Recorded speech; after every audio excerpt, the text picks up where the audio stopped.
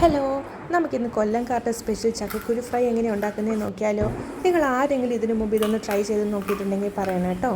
നല്ല ക്രിസ്പി ആയിട്ടുള്ള ചക്കക്കുരു ഫ്രൈ ഉണ്ടാക്കാൻ വേണ്ടിയിട്ട് നമ്മുടെ ചക്കക്കുരു അതിൻ്റെ പുറന്തോട് മാത്രം കളഞ്ഞാൽ മതി. ബ്രൗൺ കളറുള്ള പോർഷൻ കളയണ്ട കേട്ടോ. നമ്മൾ നീളത്തിൽ അരിഞ്ഞെടുക്കണം. അങ്ങനെ അരിഞ്ഞെടുത്ത് മാറ്റി വെച്ചിരിക്കുന്ന ചക്കക്കുരുവിനകത്ത് കുറച്ച് മുളക് പൊടി, മഞ്ഞൾ പൊടി, കുരുമുളക് പൊടി, ആവശ്യത്തിന് ഉപ്പും കൂടെ ചേർത്ത് നമ്മൾ നന്നായിട്ടൊന്ന് മിക്സ് ചെയ്യണം. ഈ മിക്സ് ചെയ്ത് വെച്ചിരിക്കുന്ന ചക്കക്കുരു നമ്മളിനി ഫ്രൈയിങ് പാനിൽ ഒരല്പം എണ്ണയും കൂടി ഒഴിച്ചിട്ട് നമ്മളൊന്ന് വറുത്തെടുക്കുകയാണ് ചെയ്യേണ്ടത്. അപ്പോഴത്തേക്കിനും നമ്മുടെ ചക്കക്കുരു ഫ്രൈ റെഡി ആയിട്ടുണ്ട്. ഇപ്പോഴൊക്കെ ആണെങ്കിൽ നമ്മുടെ എല്ലാവരുടെയും വീട്ടിൽ ഇഷ്ടം പോലെ കാണുന്ന ഒരു സാധനമാണ് ചക്ക അല്ലേ. അപ്പോൾ ഇങ്ങനെയൊന്ന് നിങ്ങൾ ട്രൈ ചെയ്ത് നോക്കിക്കേ. ഭയങ്കര വെറൈറ്റി ആയിട്ടുള്ള ഒരു ഡിഷാണ്. നമുക്ക് 4 മണി പലഹാരമൊക്കെ ആയിട്ട് കഴിക്കാൻ പറ്റുന്ന ഒരു ചക്കക്കുരു ഫ്രൈ ആണ് കേട്ടോ. ചക്കക്കുരുവിനാണെങ്കിൽ നിറയെ ഔഷധ ഗുണങ്ങളുള്ളതാണ്. നിങ്ങൾക്ക് അറിയാലോ അല്ലേ അതിനെപ്പറ്റി. കൂടുതലൊന്നും ഞാൻ പറയേണ്ടതില്ല.